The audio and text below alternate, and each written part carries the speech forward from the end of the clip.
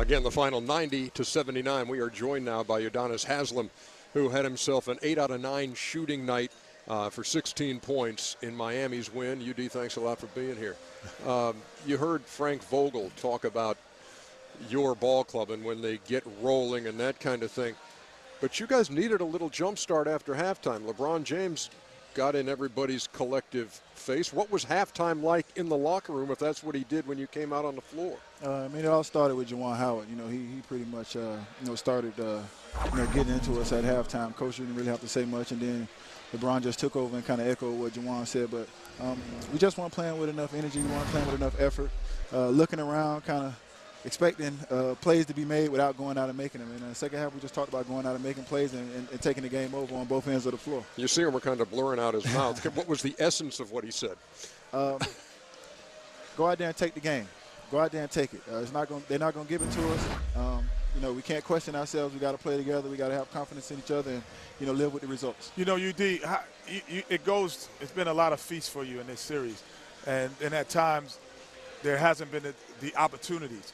What makes it different in a game, the two games that you can go 8 for 9, and the other games where you don't get those looks and you don't get those opportunities? We got great playmakers, and, sometimes teams guard us differently. I'm not really a guy that's going to be judged on points every night. Sometimes my job changes as a role player, and the couple games that I have been making shots, my guys have just been coming to me, and I've been stepping in with confidence, knocking them down. Nice braids. Oh, my bad. Old school. And no tattoos. You get That's the old UD right there. you get a chance to play with LeBron James every night, and sometimes you catch yourself like, wow, just like marveling, because you get to see it every night. I mean, we broadcast a few games. We don't get to get a front row seat every night. Dude, does it ever shock you? He continues to impress me. Hands down, I played a lot of basketball. I've seen other players, hands down, the best basketball player I've ever seen. But I had the opportunity to play with a big fella. So Gary he tells Payton, us that all the time. I played with some great players, man, but hands down, it's the best player I've ever seen.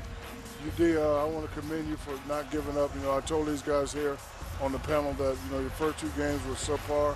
I saw you in a tunnel. You told me, my bad, big fella. Tell them your work ethic on, what it takes to be a complete other player. Nothing was never really given to me, so, I just persevere. Whenever I have the opportunity to help my team win and go out there and do my job, I try to do it. This team is, based on depth, and like I said, tonight was my opportunity to step up, and I was ready. Well, I think the one thing that really hit home is you said your job is not going to be based on if you hit shots or not hit shots, but defensively, you guys are playing 4 inches, 5 inches below what David West, Roy Hibbert, Bahimi, and those guys bring in. You're about 6'7" on a good day, so we're going to keep it right. So how do you combat that lack of size against these guys who inside just have a bigger prowess? We got to do our work early. We talked about chopping down Hibbert's legs, and tonight I started out on Hibbert, and my job was just to stay on him, stay connected, get low, and keep him from catching the ball. If we got it over top, we use our quickness to swarm, double team, and close out on the shooters. With Chris Bosh and D-Wade not being really part of the big three, does that put a little more pressure to you to be offensive-minded? Nah, I just let the game come to me. Like I said, I get to my spot and let LeBron and D-Wade and Chris and whoever else create the triggers, and when it comes to me, it's easy. Just shoot it. We saw a clip in there, and certainly there's some guys getting in each other's grills as the night went on, and you and David West were nose to nose for a time in there. Describe for me the emotion that is going on out there, and the you're in game 5 of the Eastern Conference Final. Tell them about that 305. Tell them about that 305, cuz. Nobody wants to go home. Nobody wants to go home. Emotions are riding high. It's very intense. It's a lot of alpha males out there on the floor, so sometimes you're gonna bump heads.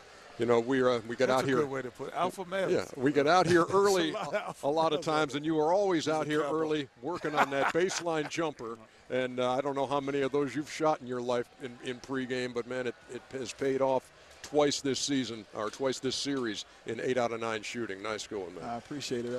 Got to give credit to big fella, though. They started leaving me open because I was playing with this big cat here. So when they started leaving me open, I had to knock it down. We try not to. He can't talk about himself. Kendrick Perkins said we can't talk about ourselves. No, Kendrick Perkins said you can't. You talk about yourself too much. That's what Kendrick said. Sorry, Kendrick. We'll see. We'll see you back at the field house this weekend. Good job, brother. UD, thanks a lot for joining us, man. All right, Good man. job. Thank you. Good job. Udonis Haslem joining us live here.